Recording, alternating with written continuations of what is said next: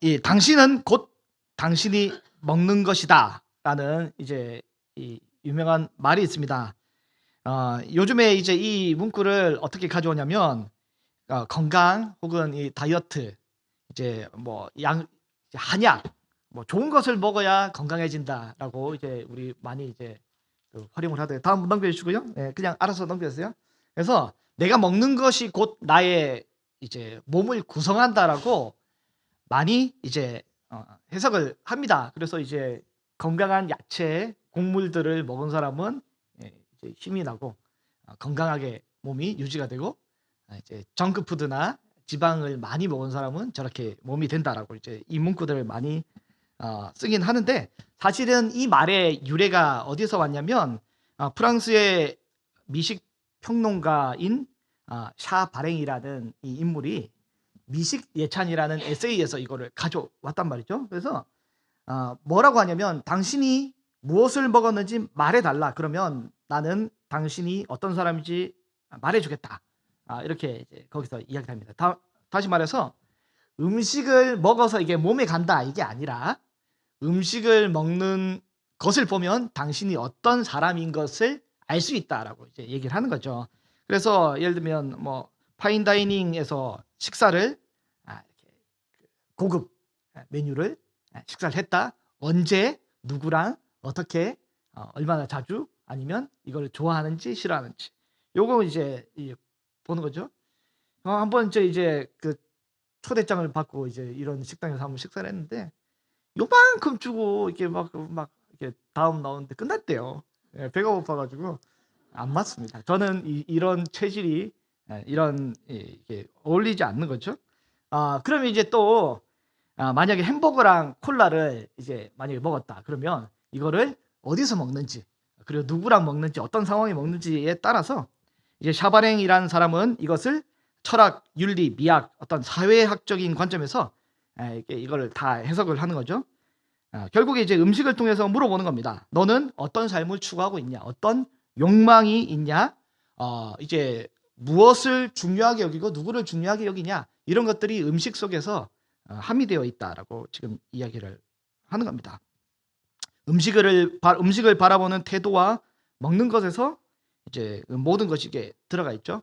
그래서 이제 다니엘과 같은 경우에는 왕의 진미와 포도주를 왕의 식탁에서 같이 먹고 싶지 않았고 하나님의 말씀으로 나를 이제 살기 원해서 코셔 이 이제 유대의 음식법을 철저히 지키며 그런 문화 속에서 지냈잖아요. 그렇게 지냈고 그리스도인은 어떡합니까? 때마다 우리는 귀한 시간에 성찬을 하지 않습니까?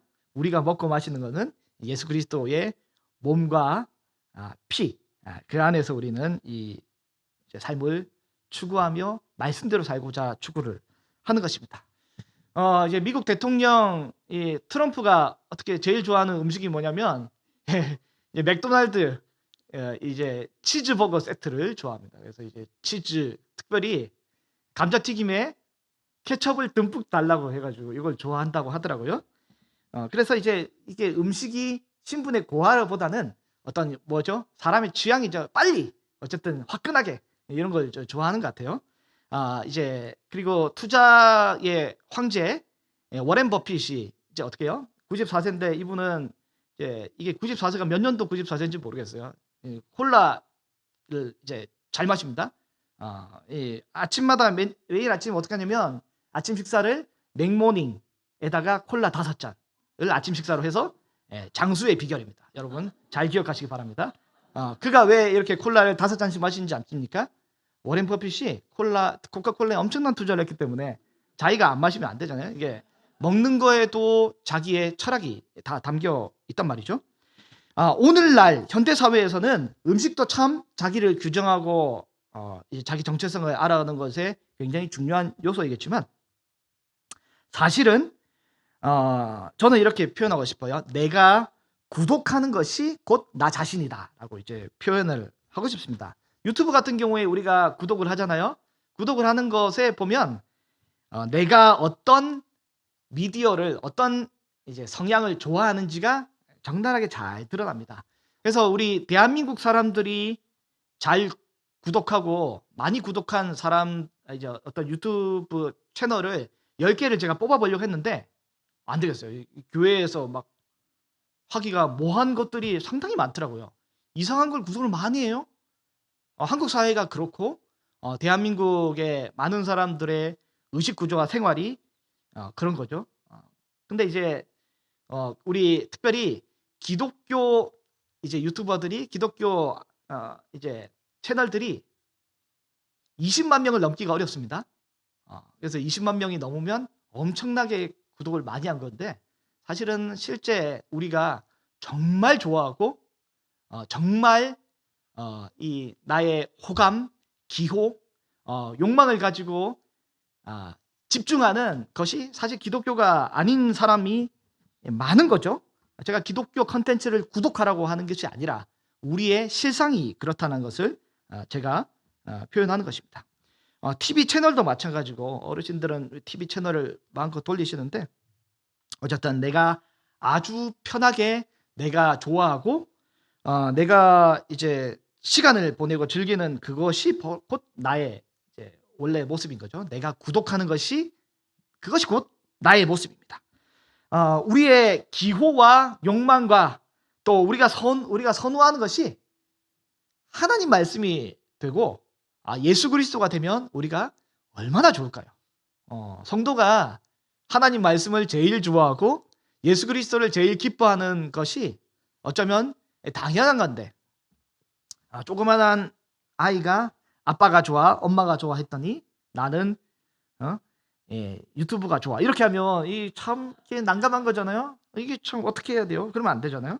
하나님이 우리에게 이 주신 말씀 시편 기자가 고백한 것처럼 주의 말씀이 꿀송이보다 달고 우리가 마치 골수와 기름진 것을 먹고 즐거워하듯이 내가 여호와 하나님을 기뻐하고 즐거워하는 그런 은혜가 우리 삶에 있으면 얼마나 좋겠습니까? 여러분, 영적으로 죽어 있는 사람은 성경을 읽지 못합니다. 성경이 즐겁지 않습니다. 이 사전처럼 가볍고 얇은 이 한 페이지가 너무 무거워서 넘어가지 않는 거죠. 여러분, 영적으로 잠자는 사람은 설교를 못 듣습니다. 굉장히 졸립니다. 못 듣습니다.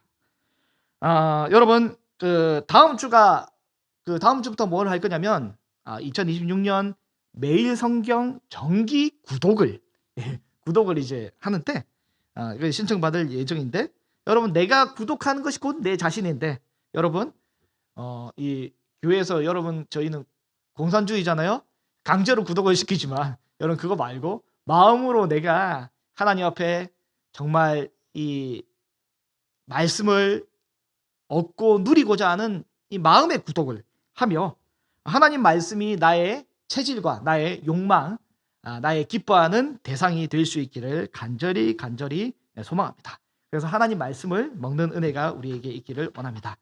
여러분, 우리는 에스라에 이어 느헤미야를 보고 있습니다. 여러분, 이 에스라서에는 어떤 일이 있었습니까? 성전 이제 재건이 주로 있었잖아요. 스룹바벨이 물리적인 성전을 잘 지었습니다. 어쨌든 잘 지었습니다. 그러나 그것으로 충분한 것이 아니라 에스라가 영적인 성전을 지어야만 했죠. 물리적인 성전, 건물인 하나님의 집이 중요하지만 그거보다 더 중요한 것은 뭐냐면 하나님의 집인 가정인 교회 공동체가 중요했고요. 또한 그 가정이 구성이 되는 교회가 구성이 되는 각 가정이 또 중요한 거잖아요. 에스라가 이 일에 힘을 썼습니다. 느헤미야에서는 어떤 일이 주로 많이 있나요? 성벽을 재건을 느헤미야가 합니다. 사회적인 인프라를 느헤미야가 구축해서 성벽을 만들고 그리고 이제 성벽에 문짝을 이제 달아 넣잖아요. 그리고 주변을 방비합니다. 그리고 군사 조직을 구축하고 백성들이 잘 살 수 있도록 사회적인 인프라와 틀을 구축을 한단 말이죠. 그런데 그거보다 더 중요한 것은 뭐냐면 영적인 재건, 영적인 인프라입니다. 에스라는 다 무너져 버린 영적인 환경들을 율법이라는 기틀을 통해서 잘 세워 가고자 이제 부흥 사경회를 진행을 한단 말이죠. 여러분, 청년이 젊은 사람이 주의 말씀을 따르지 않으면, 삼가하지 않으면 자기 자신을 지킬 수가 없습니다. 사회 환경이 많은 것들이 우리로 하여금 넘어지고 무너지게 만드는데, 우리가 하나님 말씀을 따르지 않으면, 지키지 않으면 무너질 수밖에 없잖아요. 여러분, 이처럼 율법이 기틀이 되지 않으면 우리 가정도 교회도 모두 다 설 수 없습니다. 무너질 수밖에 없습니다. 외부의 공격에 의해 넘어질 수밖에 없습니다. 오늘은 느헤미야 8장인데요. 지금까지 느헤미야가 내부의 그리고 외부의 대적과 싸우며 성벽을 겨우 이제 건축을 완료했잖아요.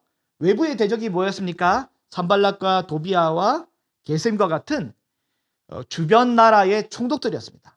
그들이 공격하는 것을, 비방하는 것을, 또 안 좋은 이 가십거리로 소문을 만들어내는 것을 이겨냈단 말이죠. 그런데 그것보다 더 강력한 대적이 어디에 있었냐면 내부의 대적이 있었습니다. 내부의 귀족들이 큰 어려움을 끼쳤잖아요. 어땠습니까? 드고아의 귀족들은 성벽 공사하는데 협조를 안 했습니다. 내가 왜 저런 걸 하냐라고 협조를 안 했단 말이죠. 그리고 일부 귀족들은 가난한 백성들에게 고리대금을 취하여서 백성이 타국의 종으로 팔려가도록 만들어버립니다. 그리고 일부 귀족들은 산발락과 같은, 도비아와 같은 외부의 적과 친인척을 맺어서 내통을 하기 시작하죠. 이걸 뭐 어떻게 해야 될지 모를 정도로 이런 어려운 내부의 대적이 있었습니다. 그것을 이 느헤미야가 이겨내고 이제 어쨌든 문자까지 다 달고 겨우 52일이라는 짧은 시간 안에 성벽 재건을 완료하였습니다. 그리고 아주 빈틈없이 공사가 마무리되고 각자 자기 집으로 돌아갔습니다. 여러분, 이제 그런 상황에서 오늘 본문 8장에는 영적인 인프라가, 영적인 성벽이 구축되는 작업을 오늘 본문에 거행하기 시작합니다. 여러분, 이제 각자 다들 집에 갔어요. 고향 집에 흩어져 살던 이스라엘 백성이 다시금 예루살렘에 모여서 초막절을 지키기 시작하는데, 오늘 본문에는 여러분 제가 아주 특별한 몇 장면들을 봤는데 굉장히 도전이 되고, 야, 이게 이럴 수 있을까 싶을 만한 장면이 많이 등장합니다. 바로 이스라엘 백성들이 하나님의 말씀을 지극히 사랑하는 장면이 많이 등장을 하는데요. 저는 이 본문을 보면서 야, 우리 교회도 이렇게, 우리 공동체도 이렇게 되면 정말 좋겠다라는 이런 부러운 마음이 많이 들었습니다. 이런 부흥의 역사, 또 은혜의 역사가 우리 공동체 가운데 나타나기를 간절히 소망합니다. 여러분, 그 영적인 성벽이 갖춰져서 이 부흥하는 공동체, 부흥하는 공동체의 첫 번째 특징이 뭐냐면 일제히 모였다라는 것입니다. 여러분, 일제히 모였습니다. 영적인 부흥을 경험하는 공동체의 특징이 뭐냐면 일제히 모였습니다. 여러분, 오늘 본문 1절 말씀을 같이 한번 읽어 보실까요? 이스라엘 자손이 자기들의 성읍에 거주하였더니 일곱째 달에 이르러 모든 백성이 일제히 수문학 광장에 모여 학사 에스라에게 여호와께서 이스라엘에게 명령하신 모세의 율법책을 가져오기를 청하매. 여러분, 1절에 보면 이스라엘 자손이 각자 자기 집에 거주하다가 7월 달이 되었더니 누가 이야기한 거나 또 소집 명령을 내리지 않은 것 같은데,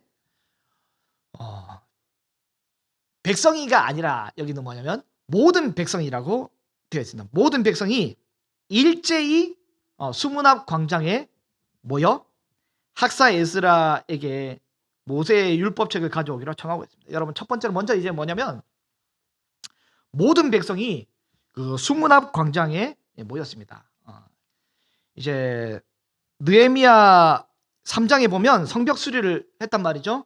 이때 3장을 잘 묵상하신 분은 이제 3장을 묵상하신 분은 잘 아시다시피 거기에 보면 양문, 어문, 옛문, 골짜기문, 분문, 샘문, 미문 뭐 다양한 문들이 막 있는데 여러분 그 자세히 묵상하신 분은 아시다시피 수문은 따로 보수하지 않았습니다. 수문은 따로 보수하지 않았어요.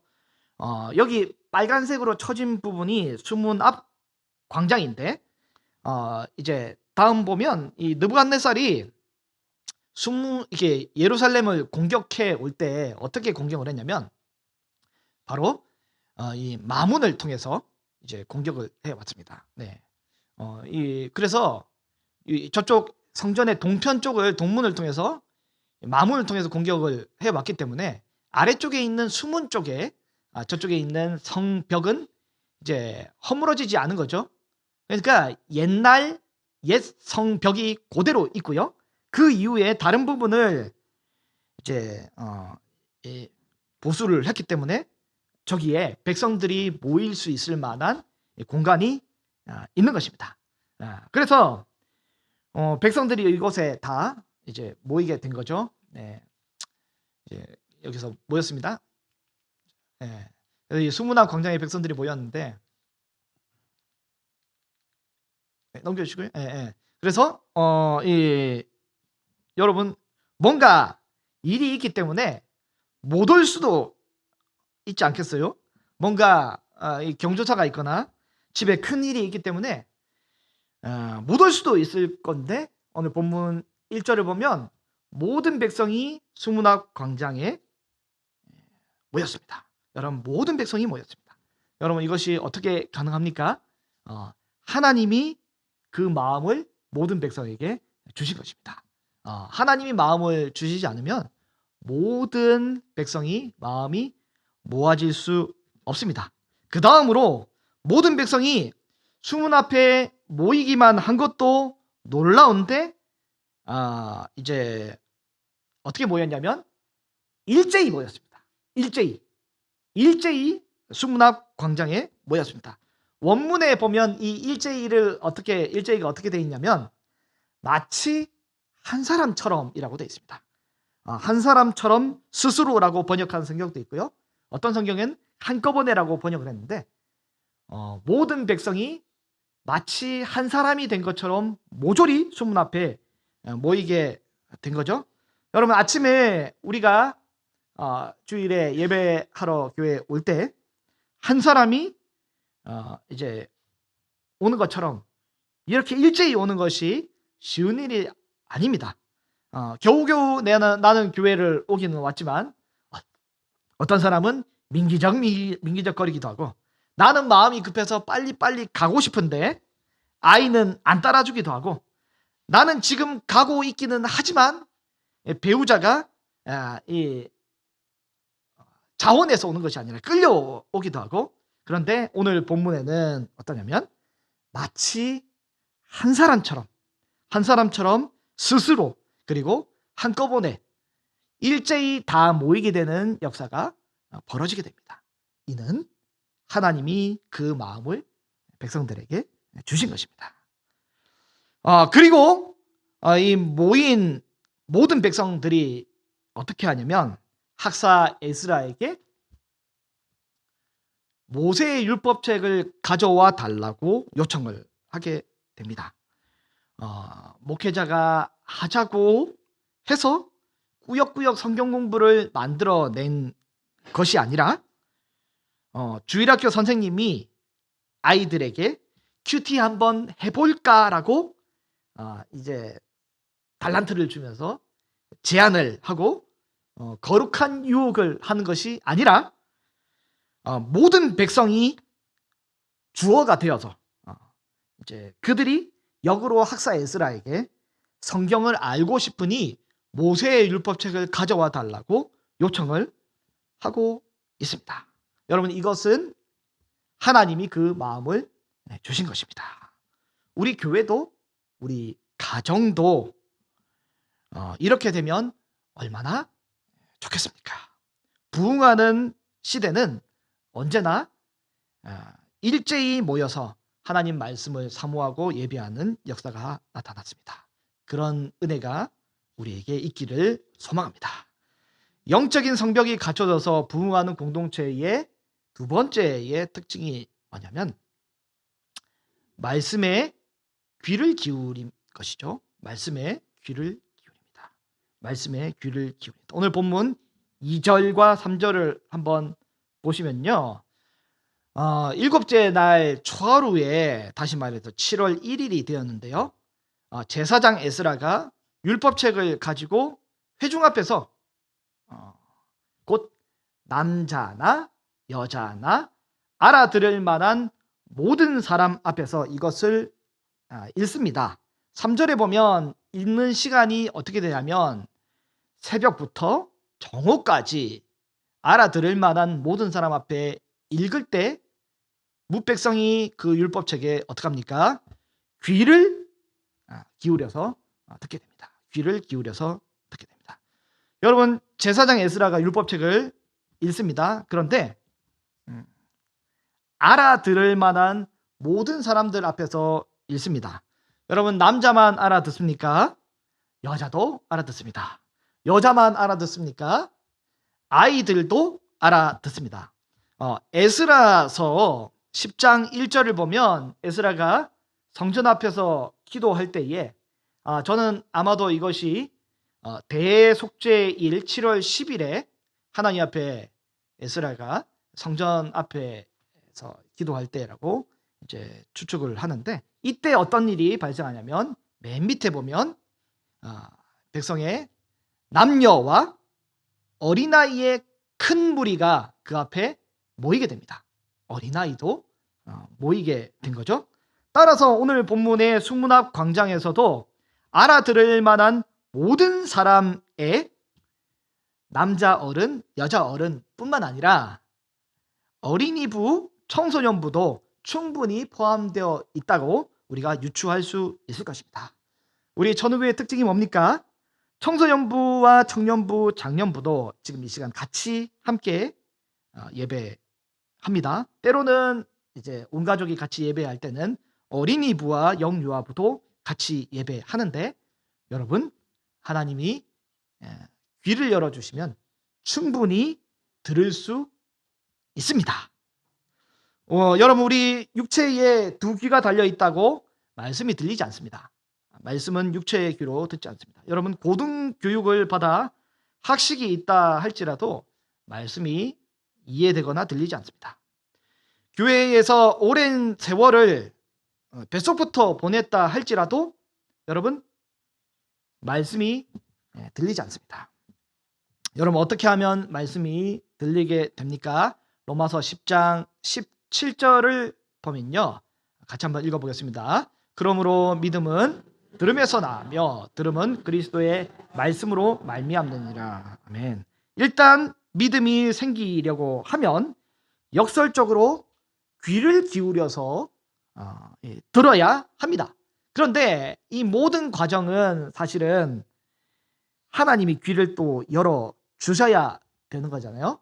우리 개혁주의 교리에서는 우리 장로교 합동측 교리에서는 여러분, 사람이 구원받을 때 회개하고 회심하는 것보다 제일 앞서는 게 뭐냐면 중생입니다.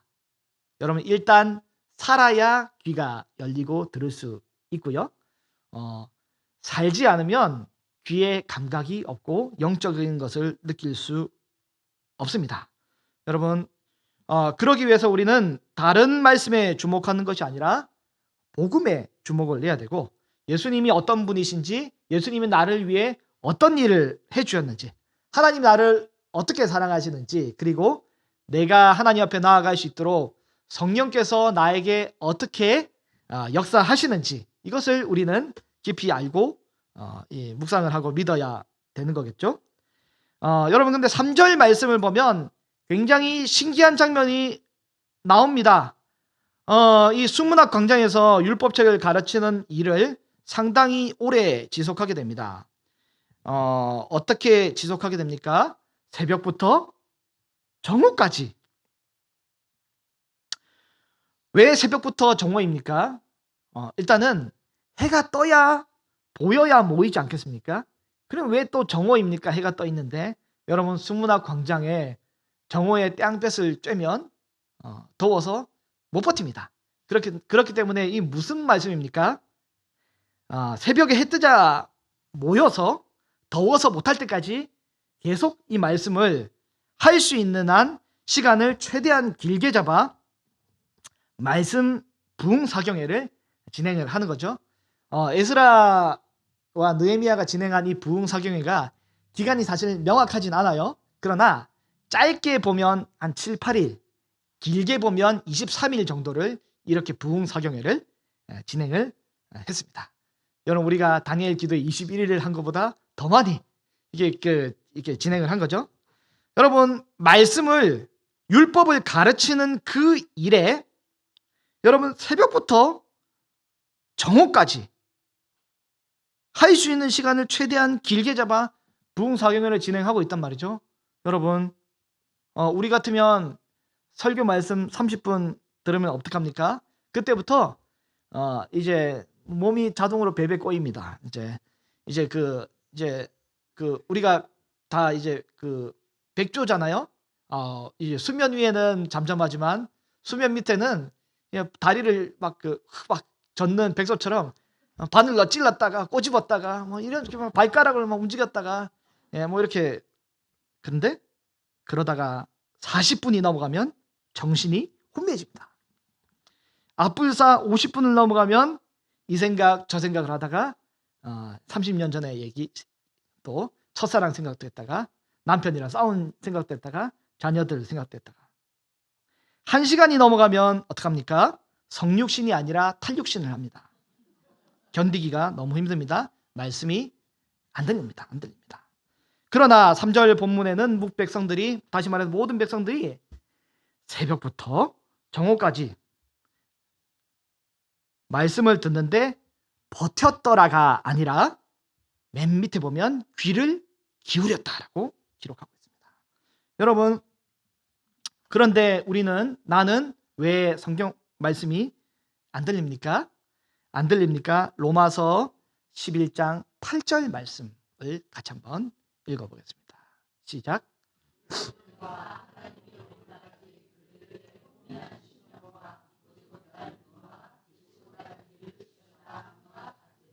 아멘. 여러분, 하나님께서 혼미한 심령을 보지 못할 눈, 듣지 못할 귀를 주셨다라고 여러분 하고 있는데요. 여러분, 하나님께서 말씀이 잘 들릴 수 있도록 우리를 깨워주셔야지만 우리가 말씀이 잘 들리게 됩니다. 여러분, 혼미한 심령, 보지 못하는 눈, 듣지 못하는 귀가 우리에게서 떠나가기를 원하고 소망합니다. 여러분, 중국에 단기 선교를 한번 다녀온 적이 있는데요. 고속도로에서 중간에 내려가지고 차를 갈아탄다고 했는데 얼마나 이동합니까? 물어봤더니 금방 갑니다 했더니 3시간, 4시간을 달리더라고요. 그게 금방인 것 같습니다. 그래서 예배를 드리는데 예배를 그분들이 3, 4시간을 막 드리시더라고요. 어쨌든 이제 상대적이잖아요. 여러분, 마치 우리가 어린 시절에 하루 종일 운동장에서 동네에서 뛰어 놀다가도 집에 들어가야 되는 시간이 될지라도 시간 가는 줄 모르고 신나게 노는 것처럼, 그리고 부흥의 현장에 있던 우리 예배터에는 하나님 말씀을 쏙쏙 빨아들여서 선교지에 나간 이제 목사님들이 탈진할 만큼 설교를 해도 더 들려달라고 이렇게 하는 이런 일이 나타나는데, 우리도 주의 말씀을 그렇게 사모하고 귀를 기울여 들을 수 있으면 얼마나 좋을까요?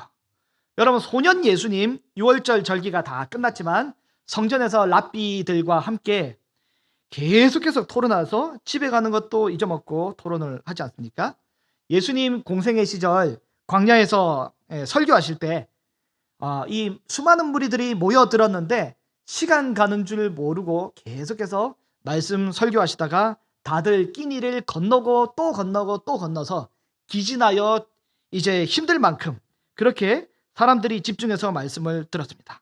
사도 바울 선교 여행 중에 드고아 시절에 드고아에서 일정을 다 마치고 사람들에게 이야기를 했어요. 내일 저 떠납니다 라고 이제 이야기를 했더니 이 바울에게 뭐라고 하냐면, 오늘 우리 바울 선생님 가시기 전에 우리에게 말씀을 전해달라고 그렇게 요청해서 사도 바울이 밤새 말씀을 전하다가 어떤 일이 발생했습니까? 유도거라 하는 청년이 3층에서 졸다가 떨어져서 죽었습니다. 그러다가 하나님이 살려주셔서 그들이 위로를 받았다라는 말씀이 사도행전 20장에 있지 않습니까? 여러분, 부흥하는 시절에는 항상 말씀이 흥왕하게 됩니다. 그리고 여러분, 소멸하는 시대에는 항상 말씀이 들리지 않습니다. 여러분, 그거 아십니까? 저는 이제 많은 경우에 우리 찬양팀들을 살펴보게 될 때 어떤 일이 발생하는지 아십니까? 찬양팀이 찬양을 굉장히 잘할 때가 있어요. 그때는 어떤 때냐면 설교가 좋았을 때 찬양팀은 먼저 잘 됩니다. 여러분, 그거 신기한 영적인 현상인데 아십니까?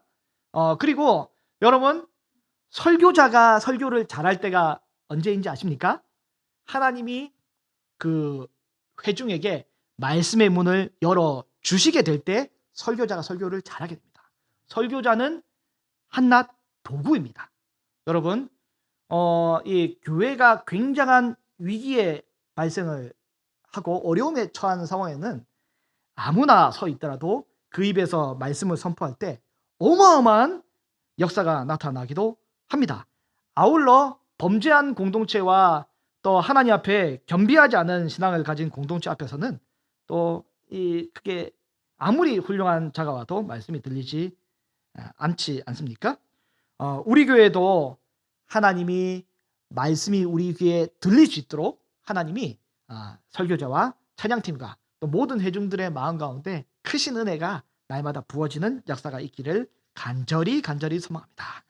여러분, 영적인 성벽이 갖춰져서 부흥하는 공동체의 특징 세 번째인데요. 여러분, 이 특징이 뭐냐면 말씀을 존중합니다. 말씀을 존중하는 교회가 부흥하는 공동체의 특징입니다. 오늘 본문 4절에 보면 에스라가 이 특별히 지은 나무 강단에 서서 설교를 합니다. 그리고 그 오른쪽에는 6명의 사람, 그 왼쪽에도 6명의 사람이 이제 이렇게 4절을 보면 왼쪽에 7명처럼 보이는데 스가랴와 무슬람이 아니라 와라는 단어가 원문에 없습니다. 스가랴, 무슬람 이렇게 해서 어쨌든 6명, 어쨌든 도합 12명이 에스라가 히브리어로 성경을 낭독하고 설교하는데 당대의 표준어였던 아람어로 번역해서 사람들에게 해석과 설명을 해준단 말이죠. 여러분, 이것이 본문 3절, 4절과 5절의 내용인데요. 먼저 4절, 에스라가 지금 특별히 지은 나무 강단에 서게 됩니다. 여러분, 특별히 지은 나무 강단, 여러분, 에스라의 나무 강단은 설교용으로 지어진 특별한 강단입니다. 설교용으로 지어진 특별한 강단. 이제 아무거나, 제가 요즘에 그 당근마켓에 빠져가지고 어디서 헐값에 주워오는 것이 몇 번 시도는 안 했지만 재밌더라고요. 보기만 하는데 여러분, 강단을 이 헐값에 당근마켓에서 얻어온 강단을 쓴 게 아니라 설교용으로 특별히 지어진 강단에 서서 에스라가 설교를 하게 되는 겁니다. 여러분, 개인도 교회도 그리고 어쨌든 사회도 어렵지 않습니까? 우리가 아무리 경제적으로 힘들고 어렵다 할지라도 다른 것에 돈을 아끼더라도 말씀을 위한 돈은 아끼지 마시기를 바랍니다. 여러분, 교회 공동체에서 특별히 교육부서에 이 사역자를 모셔오는 일, 우리가 다른 것에 아끼더라도 그것에 아끼지 마시기를 바랍니다. 여러분, 목회자가 그리고 교육부서의 교사들이, 뜰장들이 말씀 공부를 위해서 무언가 배우는데 돈을 사용하는 것에 여러분 아껴서는 안 됩니다. 그런 건 아껴서는 안 됩니다. 여러분, 개인이 말씀을 대하는, 각 가정에서 개인이 말씀을 대하는 강단도 아껴서 안 됩니다. 여러분, 무슨 말입니까? 저희 그 어머님이 저에게 늘 하셨던 말씀이 있어요. 어머님이 아시는 동네에 할머니가 계셨는데 그 할머니는 이제 젊은 시절부터 지극히 아끼셨어요. 그래서 늘 똑같은 고쟁이만 입고 그렇게 아끼고 아끼다가 하셨던 말씀이 뭐냐면 그 고쟁이 입고 돌아가셨다고. 예. 여러분, 아낄 때는 아끼지만 쓸 때는 또 써야 되잖아요.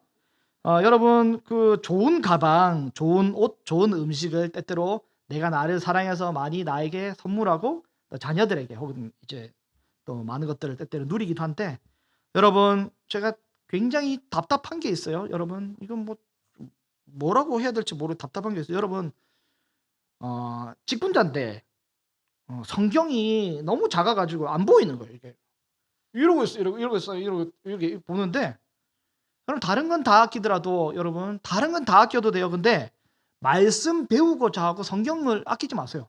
성경은 제일 좋은 걸로 사세요, 여러분. 여러분 이 차는 좋은 걸 타시면 성경은 어디 주워온 것처럼 읽지 마시고 성경 좋은 거 사세요. 여러분, 매일 성경 구매하시고 신앙서적도 그 여유롭게 읽으시고 성경 좋은 거 사세요, 여러분. 성경책에 밑줄 칠 때는 볼펜 중에 제일 비싼 거 사서 밑줄 치세요. 여러분, 제발 거기서 신앙이 다 나옵니다. 에스라가 특별히 지은 나무강단에서 설교한 것처럼 우리는 특별히 말씀을 배우고자 할 때는 낭비하다시피 마치 이 예수님의 이제 발에다가 향유를 부은 여인처럼 낭비하다시피 말씀 앞에 투자를 하시고 시간과 물질을 사용하시기를 바랍니다. 5절에 보면 에스라가 어떻게 하냐면 서서 그들의 목전에서 성경을 펴는데 그때 어떻게 합니까? 책을 펼 때에 모든 백성이 일어납니다. 우리 교회도 좋은 전통이 뭡니까? 성경 봉독할 때 일어나서 봉독을 하지 않습니까? 여러분, 무릎 아프세요? 안 아프시죠? 하나님 말씀 앞에 겸비하는 자세로 말씀을 존중하는 의미로 일어나서 성경을 읽지 않습니까? 신구약 66권이 사람의 말이 아닌 하나님의 말씀으로 여긴다면 우리는 말씀을 존중해야 합니다. 말씀을 존중해야 됩니다. 여기 지금 만약에 두 장의 엽서가 왔다 생각합시다. 하나는 이재명 대통령, 하나는 윤석열 전 대통령. 나를 도와달라라고 오면 여러분 부담스럽겠습니까? 안 부담스럽겠습니까? 개인한테 친필로 왔는데 관심 없어요? 여러분, 이런 것처럼 하나님이 나에게 동네 방네 모든 사람에게 어중이 떠중이 전부에게 주신 말씀이 아니라 오늘 지금 나에게 주시는 말씀이라고 여기게 된다면 우리는 그 말씀을 무시할 수 없습니다. 여러분, 그 말씀을 존중해야 하고 무시할 수 없습니다. 여러분, 우리는 단지 성경 봉독할 때만 일어나서 이 말씀을 읽지만 느헤미야 8장 7절을 보면 어떻게 하냐면 레위 사람들이 백성이 자리에 서 있는 동안 율법을 깨닫게 하였다라고 하는데 역으로 말하면 뭐예요? 레위 사람들이 율법을 가르쳐 해석해서 깨닫게 하는 그 설교 시간, 강의 시간 전부에 백성들이 자리에 서 있었다라고 기록이 되는 것입니다. 여러분, 이만큼 우리가 우리 설교 시간에 서서 설교 듣기는 좀 이제 그렇지만 그러진 못할지라도 말씀을 존중히 여기는 그런 거룩한 태도가 저와 여러분에게 있기를 소망합니다. 여러분 제발 주일에만 우리가 종교적인 열심으로 이 존중을 감행하지 않기를 바랍니다. 여러분 하나님이 언제 존중을 받으십니까? 언제 존중을 받으십니까? 이 다윗이 있던 시절 여러분 골리앗이 이스라엘 백성 전체 앞에서 하나님을 모독하고 있는데 아무도 나서지 않아요. 하나님은 그때 물론 모독을 받으시긴 하셨지만 블레셋 걔네가 모독하는 것은 별로 중요하지 않아요. 그러나 하나님이 어디서 더 큰 모독을 받으시냐면 부모 욕하고 있는데 자식 새끼란 놈이 하나님 욕하고 있는데 성도란 사람이 가만히 있고 아무런 그 반응 없이 자기 자신의 안위만 생각하고 있는 거기에 하나님이 화가 나시는 거죠. 여러분 거기에서 모독이 발생하잖아요. 근데 다윗이 나타났습니다. 다윗은 나의 안위 따위는 모르겠지만 나는 잘 모르겠지만 어쨌든 하나님이 모독받는 것에 뚜껑이 열리잖아요. 그래서 이 율법에 기록된 대로 신성 모독을 한 자에 대한 징벌이 뭐냐면 돌을 던져서 죽이는 건데 다윗이 돌을 던져서 골리앗을 죽이지 않습니까? 여러분 하나님은 언제 우리에게 존중받고 모독을 받으십니까? 평일의 삶이 더 중요합니다. 주일에 아무리 이빨린 소리로 찬양을 하고 해도 그게 별로 안 중요해요. 더 중요한 것은 평일의 삶입니다. 직장에서, 불신자 앞에서, 부모님 앞에서, 황금 같은 나의 자녀 앞에서, 그리고 어려운 사돈 앞에서, 그리고 나의 직장 상사 앞에서, 우리 그 병근이 같은 경우 고참 앞에서. 네. 여러분 그 앞에서 하나님 말씀을 존중하게 될 때 그때 하나님은 기뻐하시는 거죠. 여러분 제가 군대에서 딱 한 번 고참한테 대해 듣는 일이 있었는데 이제 하나님을 이제 좀 이상한 게 해서 대해 들었습니다. 여러분 엘리 제사장은 자식 앞에서 하나님을 존중히 여기지 못했어요. 평소에 종교 생활, 신앙 생활은 어느 정도 했겠지만 자식보다 하나님이 더 이 귀중히 존중을 하지 못했기 때문에 자식을 더 귀중히 여겨서 자식이 엄한 짓을 하는 것도 방치하였기 때문에 결국 심판을 받지 않습니까? 사무엘상 2장 30절에 보면 이렇게 29절이네. 29절 한번 읽어볼게요. 시작. 너희는 어찌하여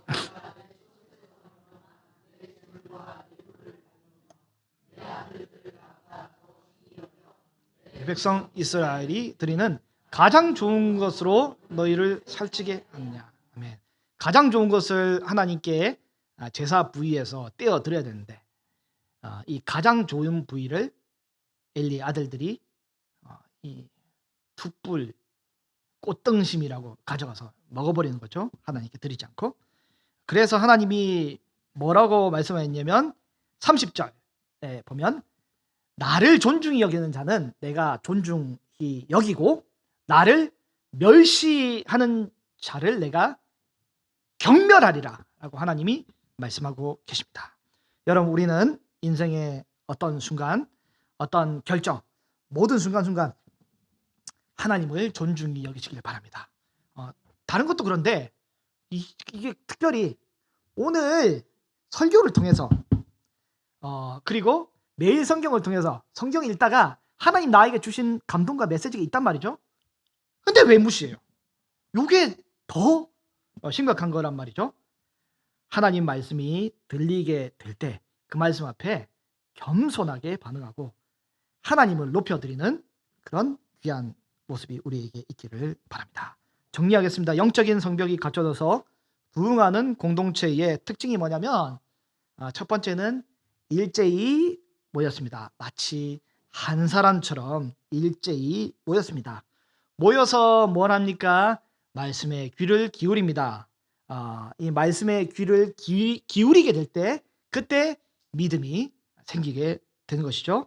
그런 다음에 뭐 합니까? 말씀을 존중합니다.